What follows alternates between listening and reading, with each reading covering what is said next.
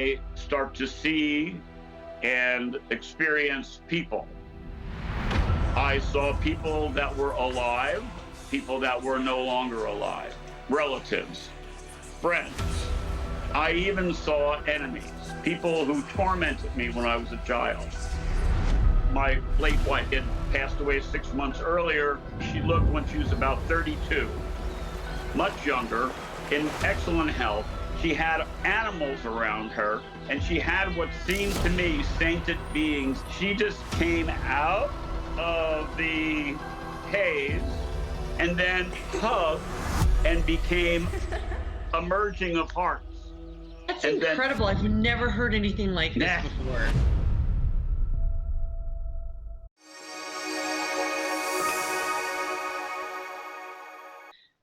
My guest today is Wayne Cesaro, who had an incredible near-death experience and my favorite, a life review. So Wayne, welcome. Thank you so much for joining us today. Hello, Lori. Thank you for asking me. Appreciate it. Well, I'm really excited for you to be able to share your story with my audience.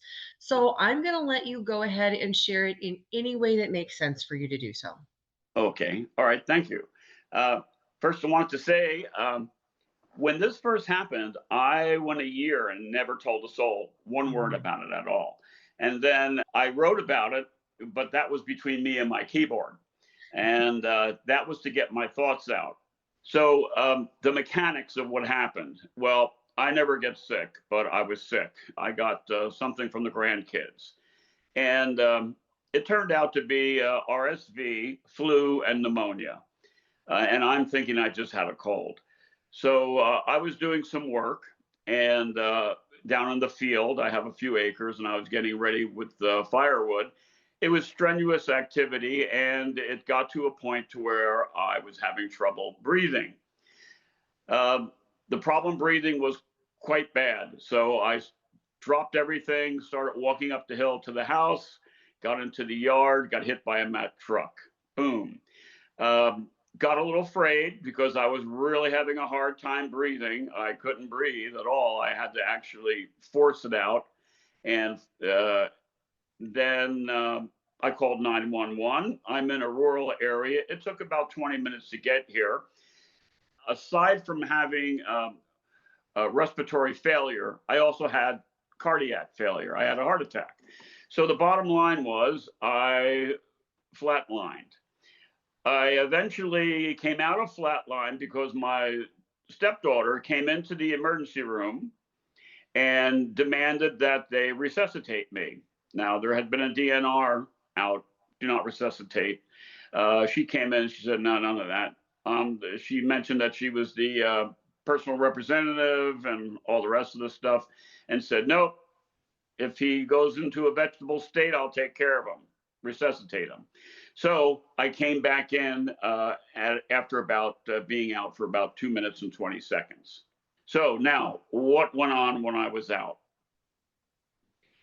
Now, I have been a practitioner of metaphysical, spiritual aspects of life for all my life that I remember. My first experience in a metaphysical, spiritual world was when I was 4 years old. It was an out-of-body experience. I remember when they put me into a bathtub of ice-cold water to try to break a fever that I had. So these experiences were happening to me all through my life. And I know the feeling of what it's like when I'm leaving my body and I'm astral projection, I guess they call it. So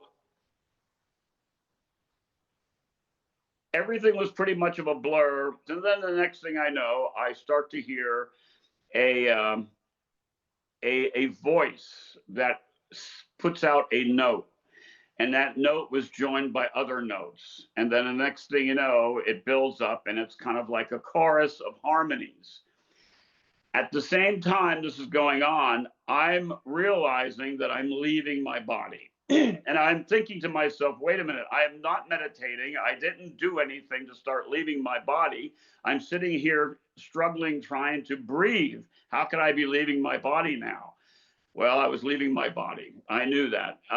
got to a point to where I then hear this chorus of voices, and I no longer have any connection with my body anymore. I don't feel it. I don't think about it. I'm not having a problem breathing. My body doesn't hurt. I don't have pains. And the son of a gun about it is I have tinnitus.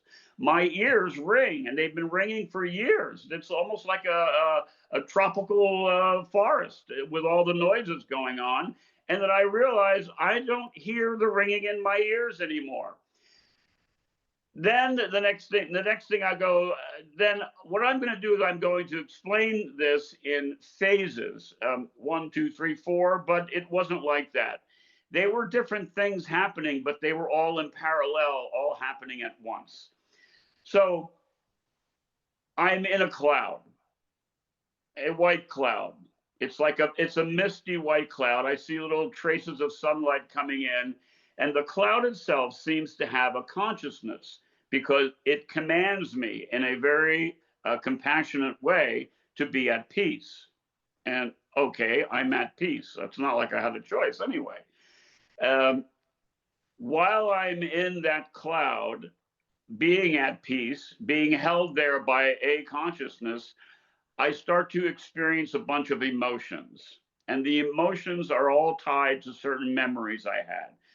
So, for example, I've done a lot of sailing. I've been at sea an awful lot.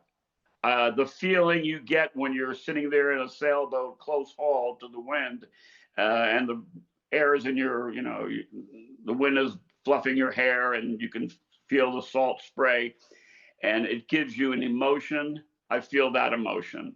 The emotion that I felt sitting on my grandmother's lap as she would wash my face in the morning before sending me off to school, that homey emotion. A friend of mine coming up to me and giving me an elbow on the side, that joking emotion. All these little emotions going on associated with different people, but not really attaching the people as much as the feeling that I'm going through. So it almost seems as if I'm going through an inventory of different emotions that I felt for however long. Okay, that was good. Then it changes. I'm no longer in a cloud of white mist. I am now on a bed of energy. It's if you wanted to call a picture of it, was all white light energy, and I'm sitting there, and I could feel myself building up and getting stronger and getting more awake. While on this bed of energy, then I start to see and experience people. And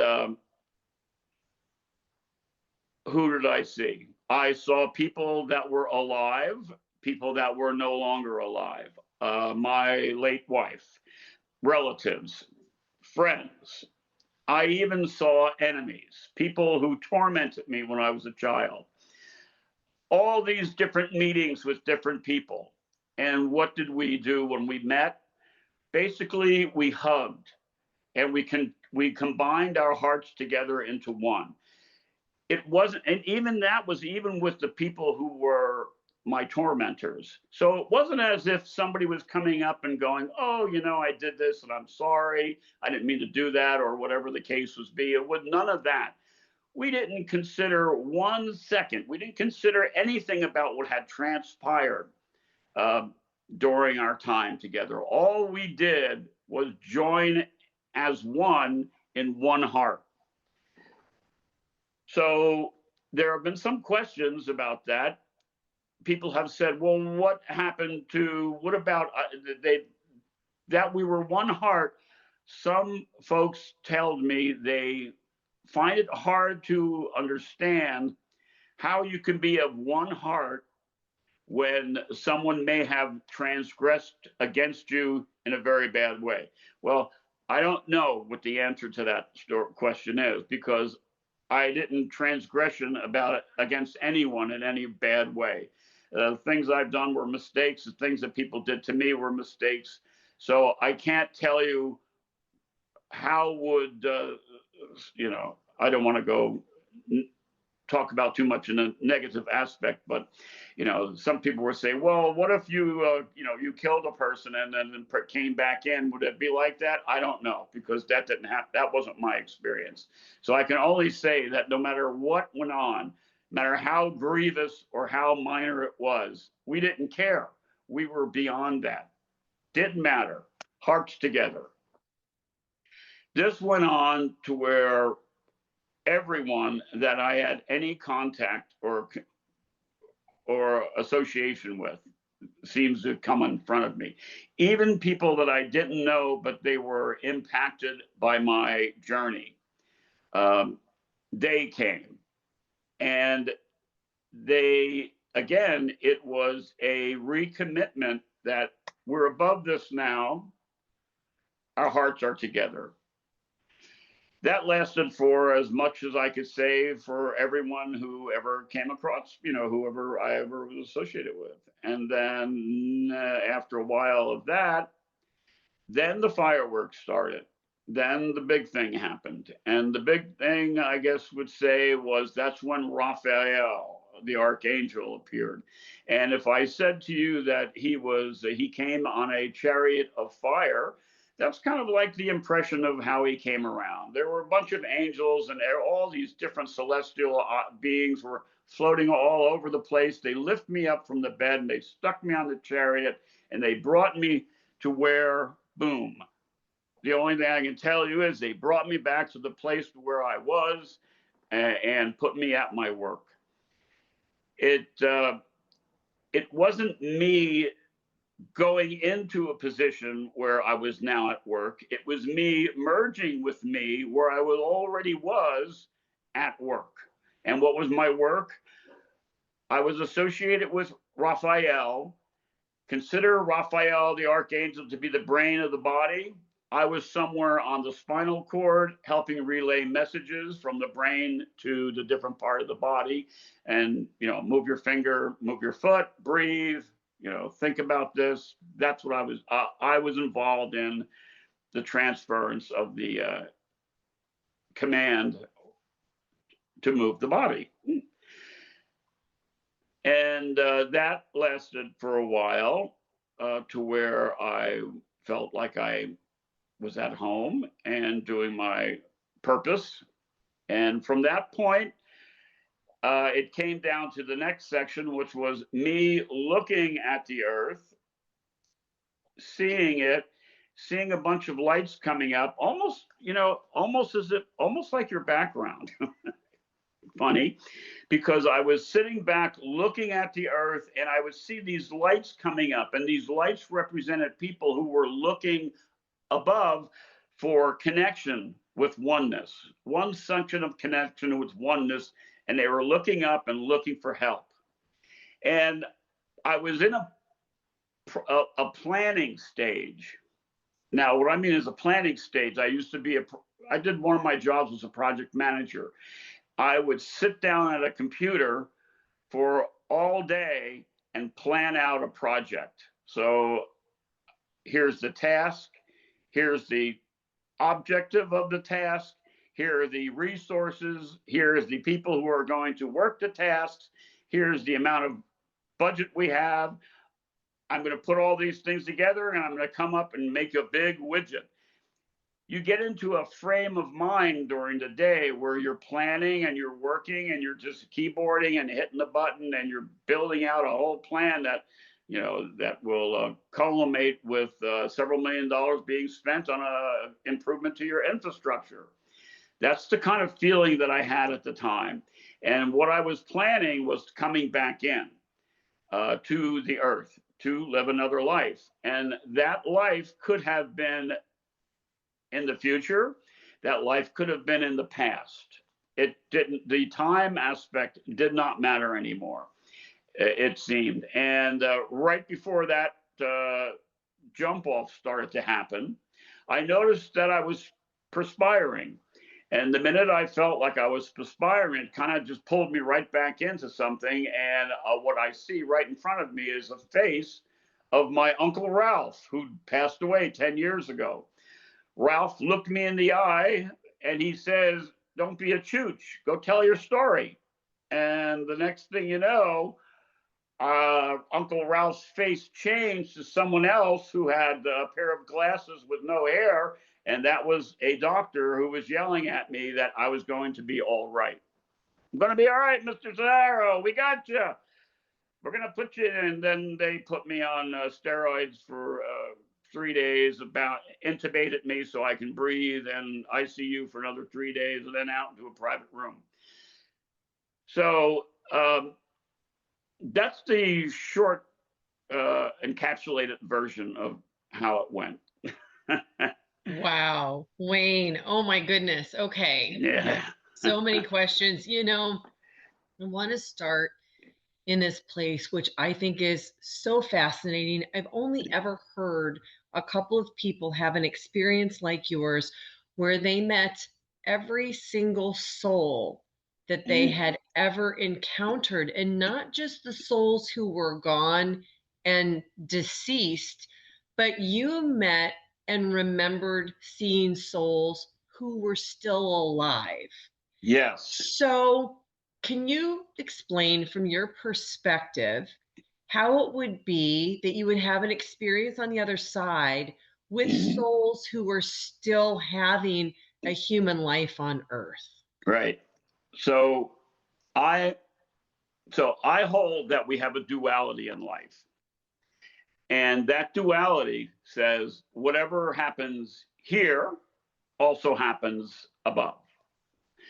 And when I mentioned to you that these 4 segments were coming at me parallel, here's 4 segments. They were building up, and poof, here they are, built up all together, and poof, here I am, at work, sitting under the employ of Raphael, doing my job. Right. That aspect, and that I could come back in and go into the past, rebirth into the past, or incarnate as opposed to the future, that is telling me that time is not an issue, is not relative. When I joined with myself, I merged with myself. I was already there, and I merged in.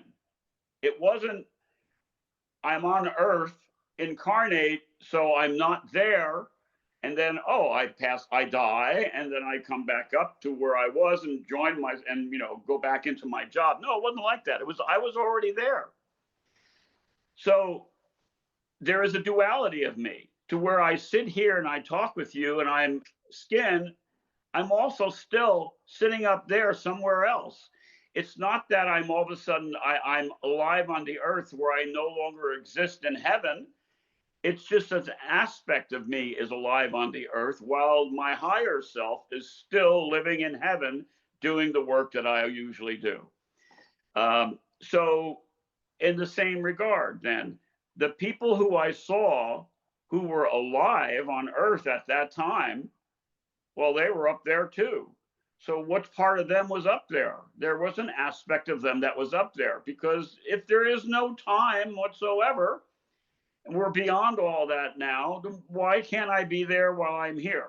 So that's kind of like, the duality aspect of it is what I keep thinking of. I mean, we talk about our higher self and merging with that higher self, but okay, then the higher self is still there, and I'm here, but still there. So, so it's that connection. We don't take a vacation from our job or whatever our existence is. The soul doesn't sit there and say, okay, I'm out of here now. I'm going to go back down to earth and hang out for a little while. No, we stay where we are in doing the aspect of whatever it is we're doing, living in eternity, and we show up here. A part of us is here, sure. A part of us is receiving this experience. Our soul is maybe, the container that that maintains the record. Our spirit is who we are. Who we are is here, but at the same time, we're still there. So, yeah. So that's the duality that I get out of that. I had a very similar experience to that on the other side, where I Mm. was my higher self, and I love that you're using that term. And I was showing the amount of my higher self that came into this Lori incarnation would be equal to my pinky Yes. fingernail because we're so powerful. Did you have that sense of being of that higher self being so powerful as well? Yes. Yes. Especially when it comes to Raphael, the archangel. So to me, so as I said, I Well, felt, explain a little bit more about archangels before you go on, because I don't know that everybody fully yeah. grasps what that means. Uh, for me, my understanding is okay, we have a universe. It was created, let's say, boom, it happened. And then what was created, I call it the four pillars of creation. Those were those entities that take care of the care and feeding and maintenance of what? The universe. So there are those network administrators and engineers that are at work seeing that everything works. I consider an archangel to be one of those network engineers, directors of the network system. And when, as I saw Raphael, if I say the universe is a body and Raphael is the mind, and I was a part of the uh, spinal cord. Remember, the mind has millions of cells, millions of axons and dendrites, and they all join together to be one brain, one mind, one individual. So you were saying that you felt like your existence as Lori was the fingernail, right? Okay, I'm saying it was a cell in the brain. Now, angels, my understanding of angels are they're the ones who help manage the system. Archangels are their supervisors. They're broken into different departments. Right? Souls, human souls, they don't have a job of maintaining the system. They have a different job, a different existence, and a different purpose. The archangel is a director, and they have a lot of responsibility. So if Yeah, the what? archangels are kind of in a hierarchy and managing, you also mentioned that in your experience, the very first part, that you were you were commanded to be at peace in the cloud by a voice.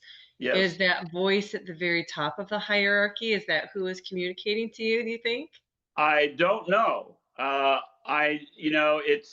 Because at this point, at the first point, it was the cloud seemed like it was almost like an entity, and I was inside of this entity, and the entity itself spoke and said, "Be at peace." So I can't really tell you who or what that voice was, uh, but it was very commanding, very sweet, very compassionate. There was no fear whatsoever. If there was any fear on my part, initially coming into this, wondering what the heck is going on, why am I leaving my body? This just relaxed it. So, was that voice an archangel? I don't know. I do know that when he did appear, there was quite a bit of a fanfare. So it was definitely like the message was, hey, here comes Archangel Raphael. He's coming and you're going to be dealing with him. Tell me Like, what you mean by fanfare, because you did say that yeah. you were surrounded by a lot of celestial bodies. So maybe you Mm-hmm. can elaborate and kind of set that scene up so that we can understand what you were experiencing. Sure. So first, between hanging around in these, the bed of energy and the cloud and such, and being at peace and having this nice, affable relationship with all these different people who I came across, that was all pretty much me and quiet and close. It was like feeling like you're relaxing and you're in your living room. And then all of that changed, completely different, to where now and to where the fanfare is. If I tell you that Raphael came on a chariot of fire and I could see the trail and all these angels are flitting around and everybody's there, well, in that case, we just went from me sitting around in my living room having coffee and tea with my friends, talking about the past and hugging and being in regard to one another. And then I more or less walked outside and poof, there was a light show, a fireworks show going on with an MC talking and all the noise and all the music, everything. I mean, the change from one aspect to another was boom, just like that. Quite different, very noticeable.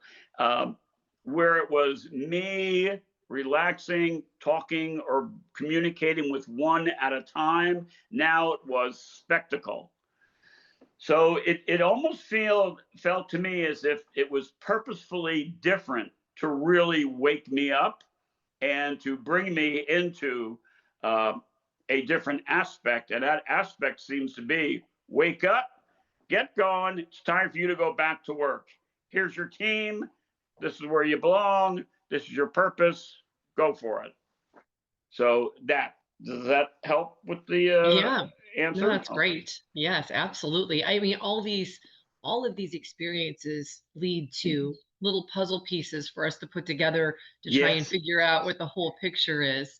I want to go back to the life review part where you got to experience every person and every interaction. Yes. So can you share with us a few of those experiences? Were you chronologically going through your life, or were you having an individual experience with a one specific soul who you encountered? Yeah, and thank you. I love the questions. Really, that's what because I can't, I see it and I can present it in one way or another, but I'm begging for someone to come in and pull it apart and ask me minute questions, please, because it really helps me to understand it better also.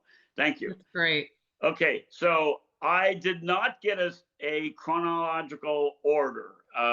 I could say that it seemed like the people that were most important to me seemed to have come first. The ones that were like my late wife, for example, she was one of the first ones.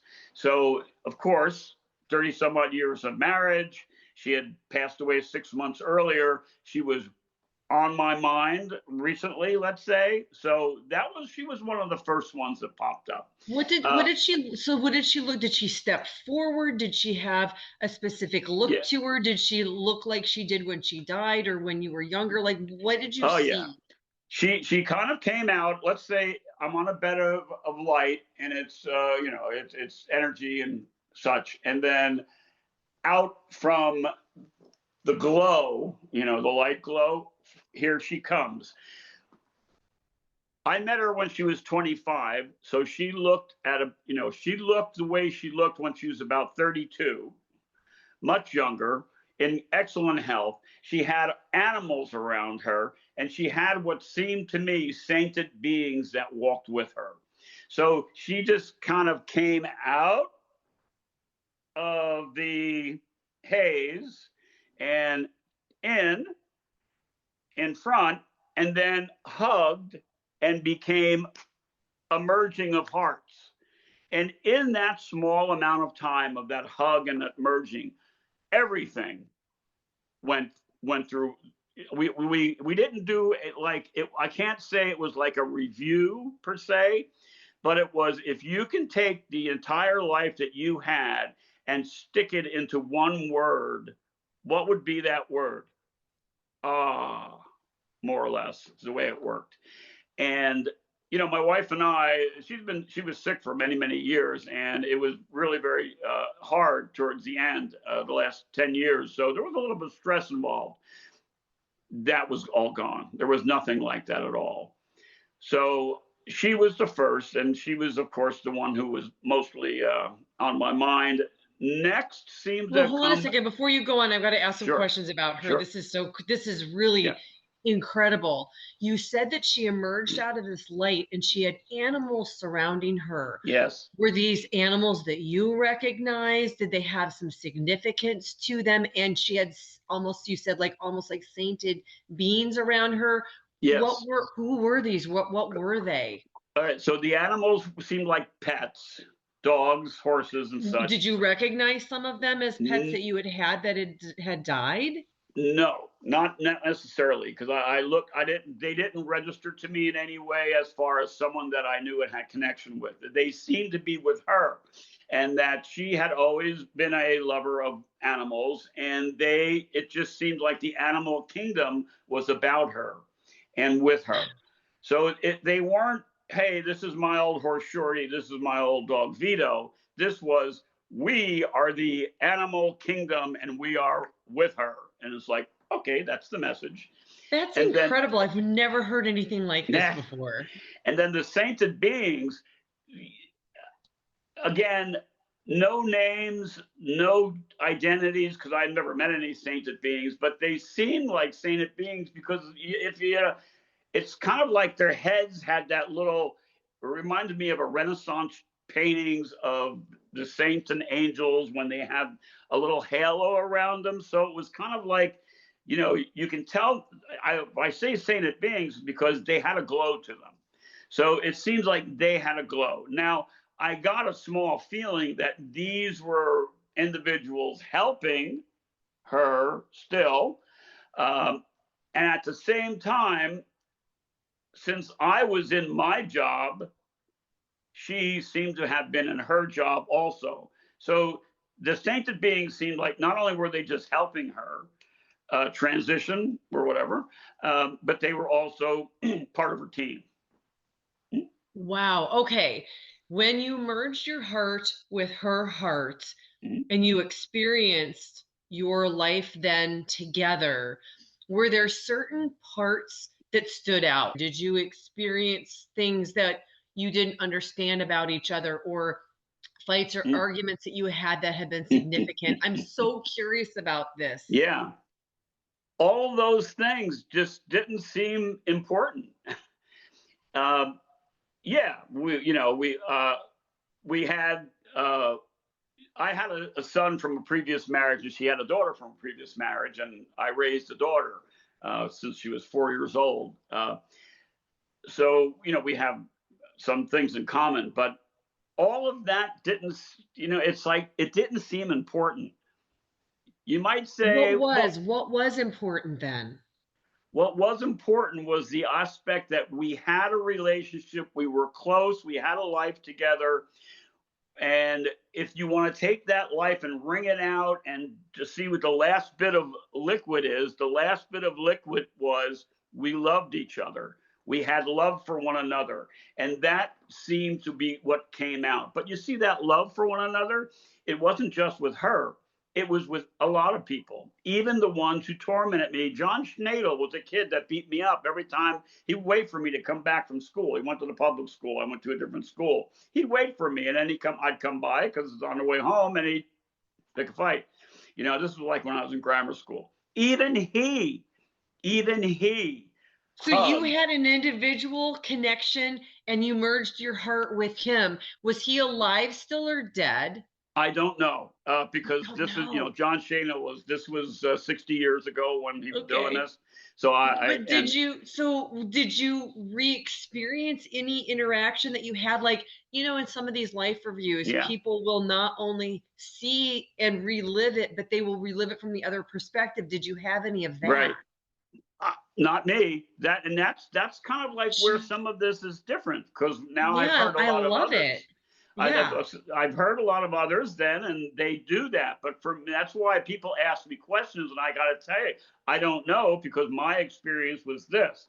So I don't know. But are you Maybe saying even with him that you could yes. distill everything out, and if you rang that out, the thing that would come out of that was still love? Yes, it was like the thing was we are beyond that now.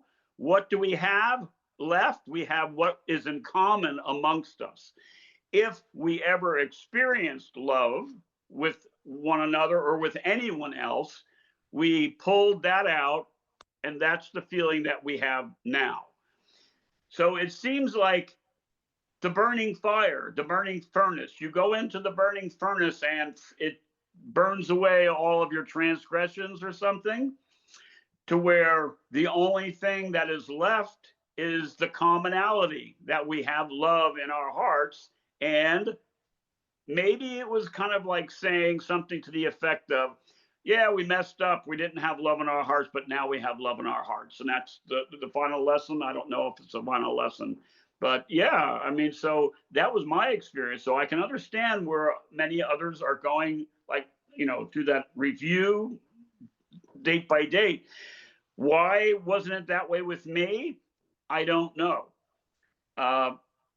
It could be maybe because I'm, you know, a bit up in age, and my perspective now is such that, you know, I don't worry about the small stuff. And, you know, I've gone through so many things, like how, you know, it's nothing, you know. So I don't know. I don't know how much of my current mindset was interpreting what was going on, as opposed to, well, what it would have been like if this happened when I was 25, which when I was a totally different mind space whatsoever, or completely. Right. So so that's just now. That's the way it was here. It's like, okay, so can you tell us a little bit about some of the interactions you had where you didn't have a bigger relationship, like with your wife or with some of these people, where you could distill it down to love just because you never got far enough in the relationship? Right. What were those interactions like? A little more, less. So, for example, there were some I had met who were impacted by some of my decisions, and they were like 2 or 3 people removed from that decision, but they were impacted. So to me, so they came up, and again, it's, you know, the heart meeting of the hearts, and with them, it kind of left me with an idea or a lesson or whatever you want to call it.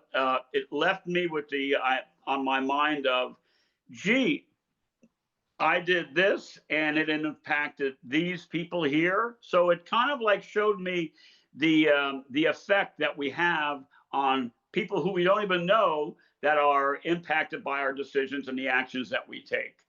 So, can you give us more specific example of, like, that third remove, like what decision it was and what you kind of saw to help people understand this more? Let's see. Let me take a second. Think about this. Which one?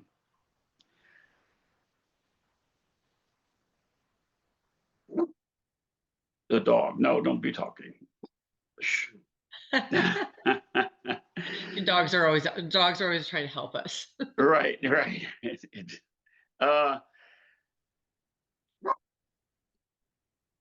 Some decisions that I made, I just feel some decisions that I made when I was in the military, in the Navy, and actions that I took impacted relatives of people who were working with me. So I can see there were a couple of people that I had to send to certain areas and certain places. And not that they went off to war and they got shot, but they were maybe transferred or something, or given a different job.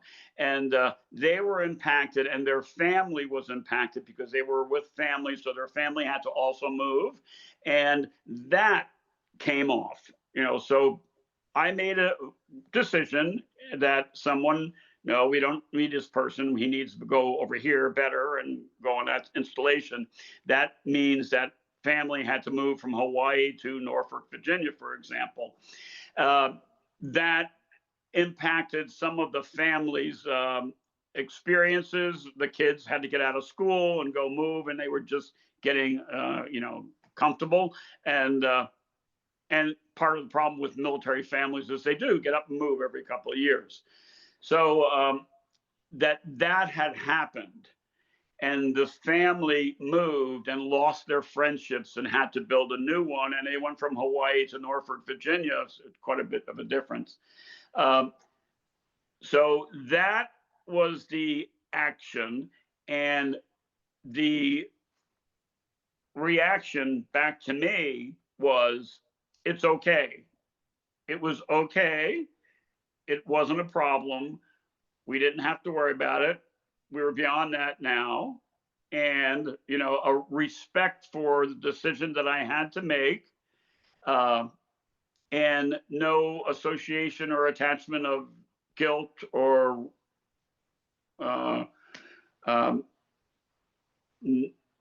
what's the word? What am I looking for? No recriminations at all. No regrets.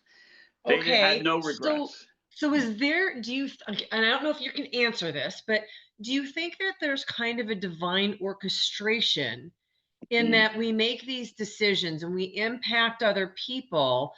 And even though at the time I might look at that as that's negative, and now I have to forge new friendships when I go off to my new place and give up friendships I had in my old, but there's some type of a divine plan that maybe that was meant to be. Did you have any sense of that? Yes, yes. That is, you're on the money. It's, yes.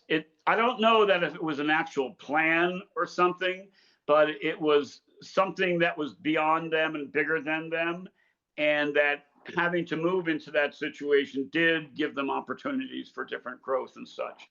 So I can't say that it was a part of a plan, but it was more or less, the feeling was that it's covered. It's okay. It's part of the work rules that we have, or the part of the agreement that you signed along with. So the choice was always there for the individuals to go to Norfolk, Virginia and be miserable, or to make the best of it and to be able to come out ahead. I love that you said this. And then no, you just go ahead. And then the appreciation. There was appreciation in that. That's where the hearts came back together, and they met, because there was an appreciation because of the experiences that happened to the family in Norfolk that would never have happened if they were in Hawaii. So yes, I can't say that it was a plan, but it was acknowledged that there was an appreciation, and that's where the hearts met. Okay. Okay, I love it because you said something that really caught my attention. You signed up for it. Yes. And that makes me feel something I've talked about a lot on this channel, conversations I've had with a lot of other people, that there is a sense that no matter what happens, things that we would perceive as good in our human incarnation, things that we would perceive as bad, negative, egregious, there is a perfection, as if everything is unfolding perfectly, whether we understand that from the human perspective or not. Would you agree with that? I would, to some degree, yes. Yes. There is, because look, if we're sitting here and we're finding that, oh, you mean to tell me I'm not only here, but I'm there? And if we're experiencing that, and we're saying, oh, you mean I can reincarnate in the past? You know, I mean, we're touching on some things here that really have no foundation in the human experience. We can't really relate to that stuff. So we're starting to explore, and we're seeing through all these interviews and such, and these people coming forward with us now, that the full experience is mind-blowing. It takes away any of our foundational understandings of what reality is as to what it really could be.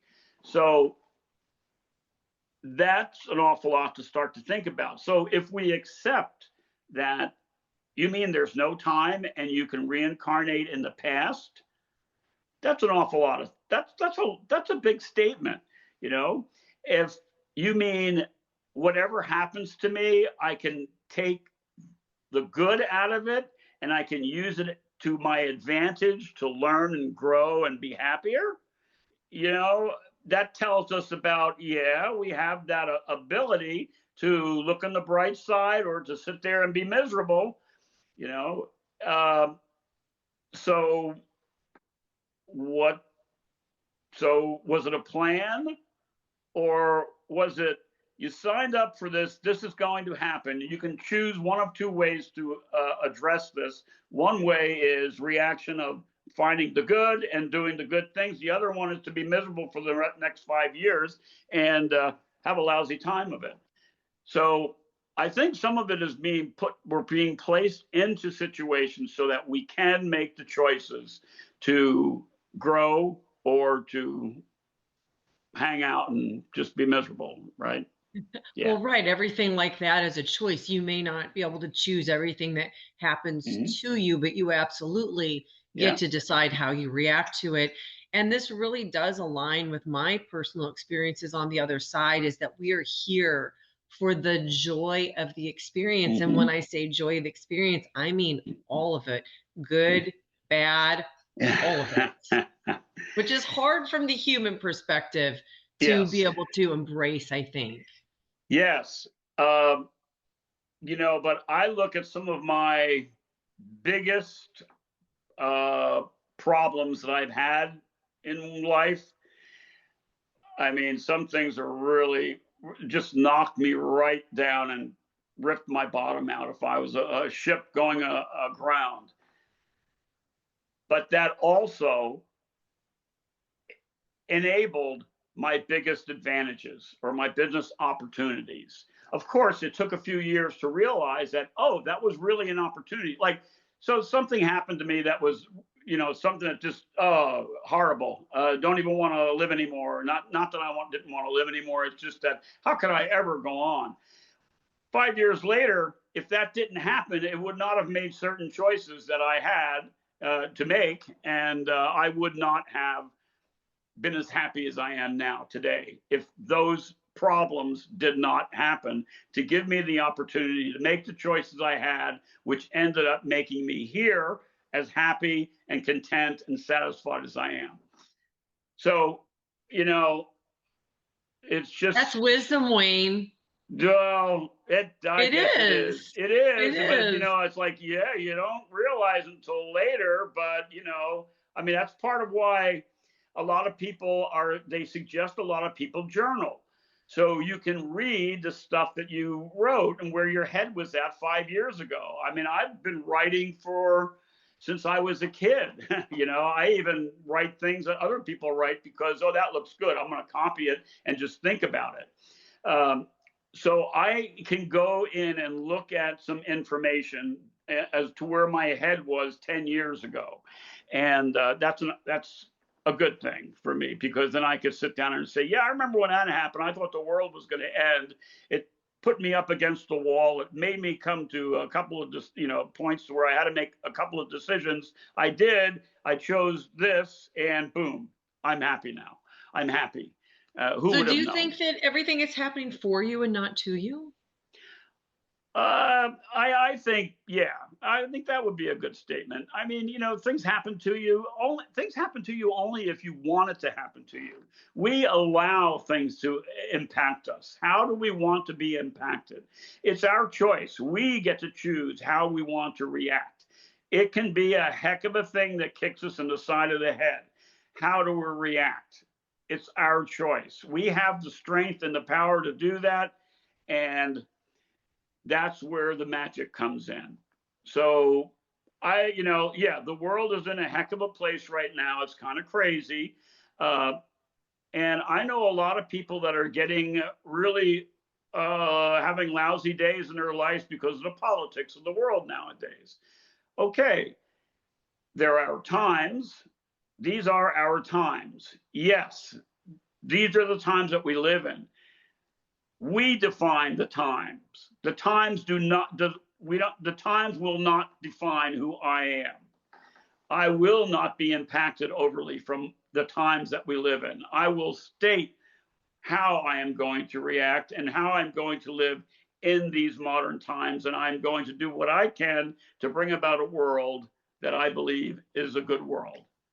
as Yeah, time goes I love by. that. Yeah. I love Mhm. that. So you also mentioned that on the other side, you heard these tremendous choruses. Yes.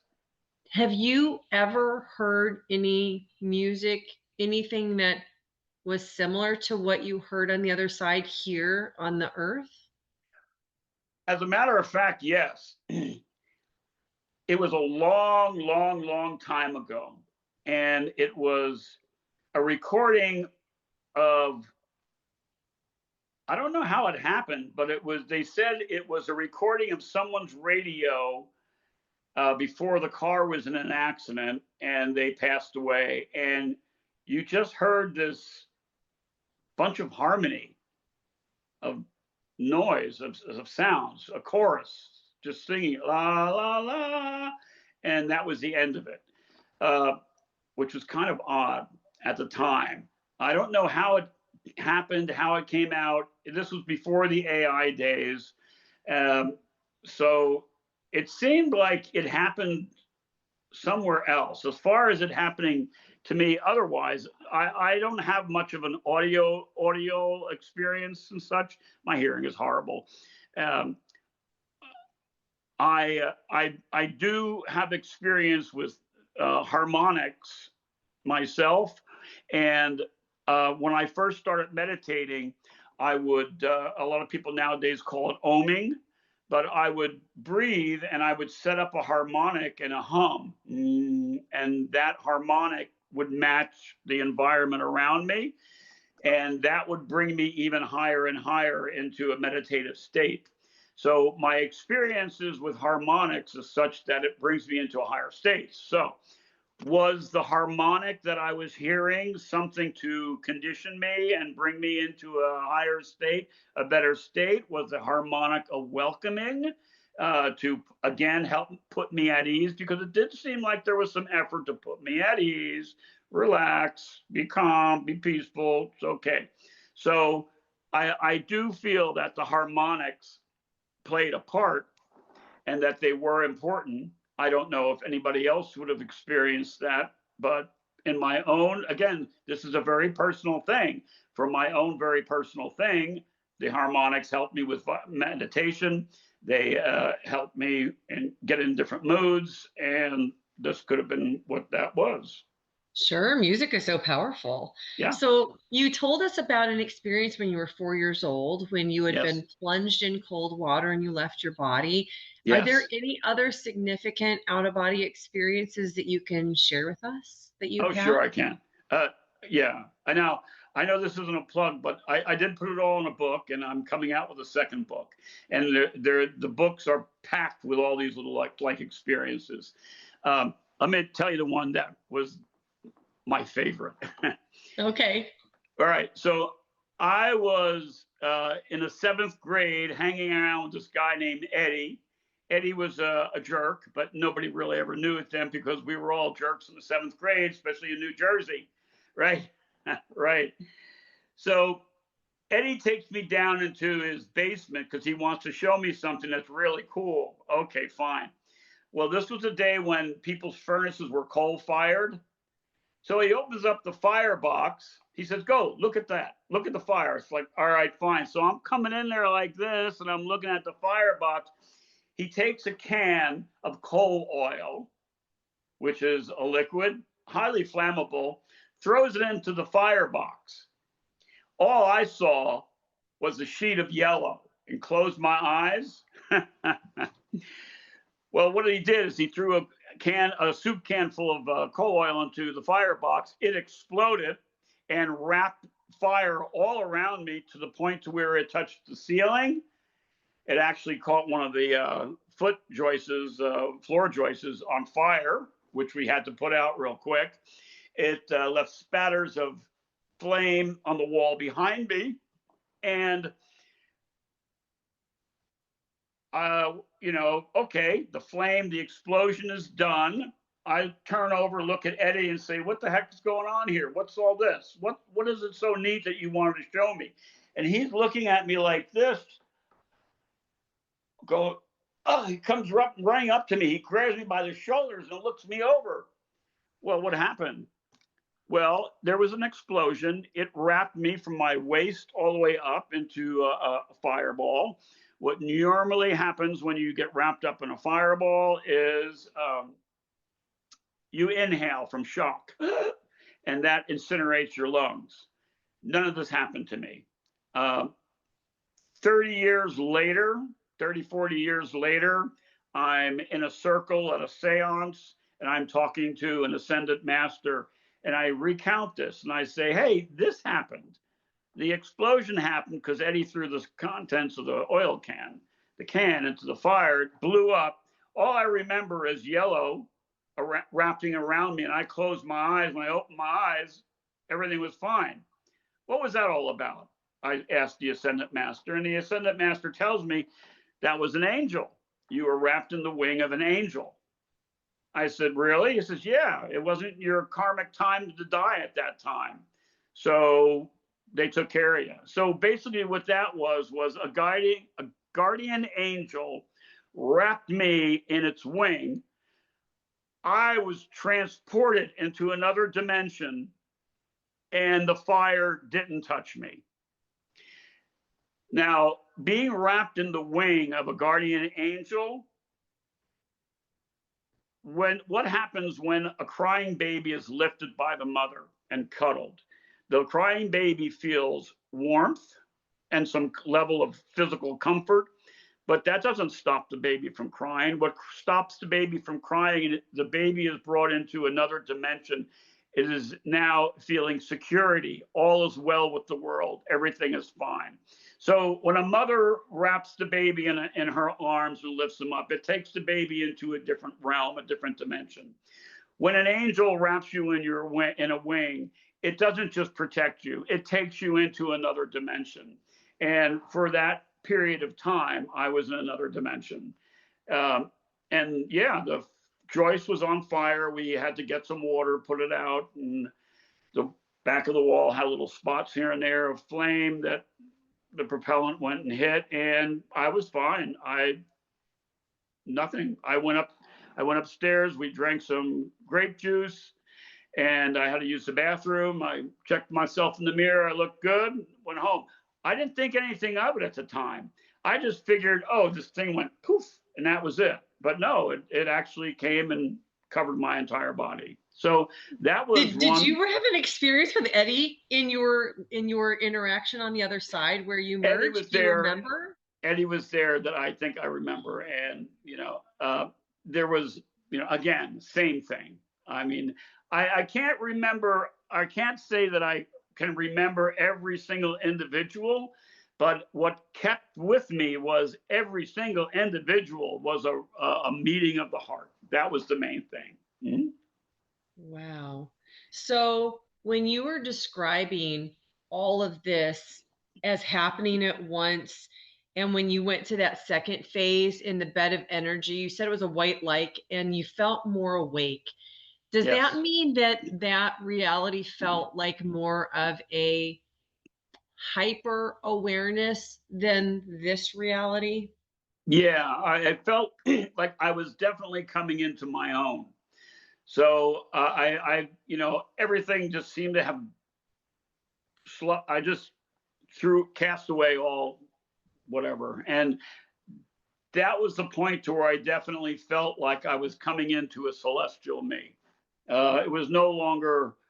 There was no longer any thought whatsoever of life, a physicality, or any of that. It was like, that's closed.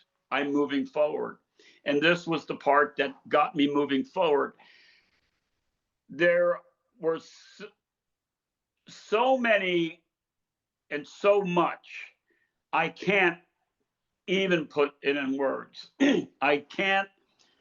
We don't have the language to be able to have the reference point. I mean, again, I've mentioned a couple of times the aspect of time and presence. I'm here, I'm there, I'm everywhere. That in itself is enough for us to grab onto. That's a big concept to deal with. That in itself, and the rest of what went on, it's like, here I am. I'm coming in. Was it a hyper me? if I had the feeling that if there was anything that I wanted or anything I needed to do, place I needed to be, all I needed to do was think the thought and it was happen. It wasn't, I'm going to think a thought and command me to be a human being over there. No, it was, you think that you're a human being over there, and next thing you know, poof, you're a human being over there. There's not a matter of, I think I'm going to go do this. No, it's your thoughts immediately create something. There was no second chance. If you think it right from the get-go, you create it. So imagine how that would be in with a lot of lives where our subconscious comes out, and our subconscious might have a problem or two, and we think a thought, and the thought has a couple of dark sides. Imagine those dark sides coming to life. Ooh, well, in this aspect of me, there were no dark side thoughts, but whatever I was thinking would come to life immediately. So if that's a feeling of coming into yourself, being strong and strengthful and all that other stuff, I would say that's a pretty powerful expression as far as, your thought is reality, period. Absolutely. So, for Yep. the people who are watching, what can you tell people to help them understand about the power of who they are? Well, I think we are much more than we can imagine. Um, and we can take that in a couple different directions. We have the power and the ability to create the life that we want to some extent, uh, in how we react and how we handle uh, things that come to us. And we're amazingly resilient and we're amazingly powerful in that regards. We have a lot in common. There's much to us that are much of what we go through is we're the same, So come on, why all the trouble? Why all the little, you know, idiosyncrasies and all the issues coming up? Why that? It's like no, if we are already in heaven doing our work, if we even if that's partying, if we eventually there's no aspect of time, okay, so what is there to do? As far as I'm concerned, it's to what's left is love each other and build a community based on our similarities. And if we're sitting here in life, make life easier, more fulfilling, and rewarding for one another, and do what we can in that regard. It's like if that's the way it's going to be when we go where we're going, then why not do it now? Why wait?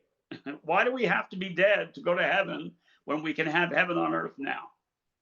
Absolutely. So, I'm Yeah. curious for the people who are watching, I'd love to hear from you in the comments. What about Wayne's experience really has touched you the most?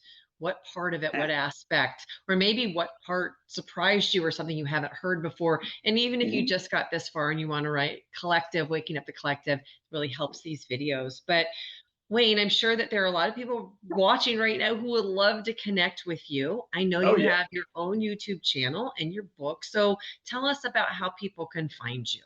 Sure. I've been on several interviews now, and each interview, I must tell you, is for me, it's therapy, because I get to explore it over and over again. I get to have conversations on it. I have to get discussions. So I really appreciate this, your outlet here, and what you're doing, because Oh, this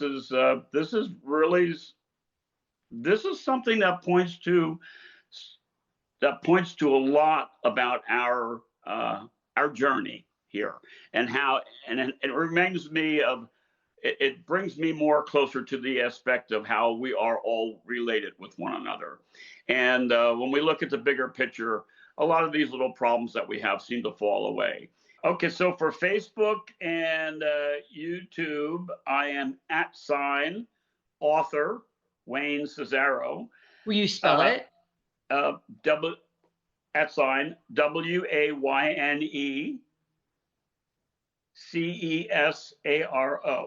That's my name. So before that, author Wayne Cesaro in Facebook. Website is Cesaro the Author, CESAROTHEAUTHOR.com. The book is Spirit Guides and Angels, Death and Taxes. Another one is coming out. I think the title is going to be Milo the Mystic Mariner Finds Heaven on Earth, but I don't know the full title yet. It's written, it's being edited now, and it'll come out in about a month. But fantastic. That's great. I want to ask you one final question. Mm-hmm. Wayne, what do you know for sure? What do I know for sure? What I know for sure is life, that the truth is so much stranger than fiction. That life is really a lot more than we think it is. And that I know for sure that if we want to be happy, we just put our minds at it and find those things to be happy about, and we can be happy. Beautiful. That's about it. Mm-hmm. Well, Wayne, I want to thank you. I want to thank you so much. What a beautiful conversation. Thank you for having the courage to share the story with the world. What you are doing is helping to wake up the collective consciousness, and it is so needed right now. Oh, yeah. Good. And thank you. I mean, I love your questions. Thank you for helping me pinpoint it. I mean, as I was saying, all these sessions are therapy for me, and it's great therapy. It works really well. And you are a perfect psychologist. You just ask perfect questions. You just get right in there and ask. That's great, because a lot of this just flies right out the window with a lot of people. But when you start coming back and asking questions to be specific, that helps me key into exactly what you're asking, and that helps me understand more. So I'm so happy to be the person who could do that. I love that. Thank you so much. You're welcome. And of course, this show is absolutely nothing without all of you who tune in to watch, to listen, and to share these beautiful experiences with somebody who needs it. And if you still have questions, you can join me for Wake Up Wednesdays live at 5 p.m. Pacific, 6 p.m. Mountain, 7 p.m. Central, and 8 p.m. Eastern. Thank you, everybody, for watching. Hey, thank you. Do you believe that love never dies and you want to hear stories that prove it? Well, hit the subscribe button. You belong here.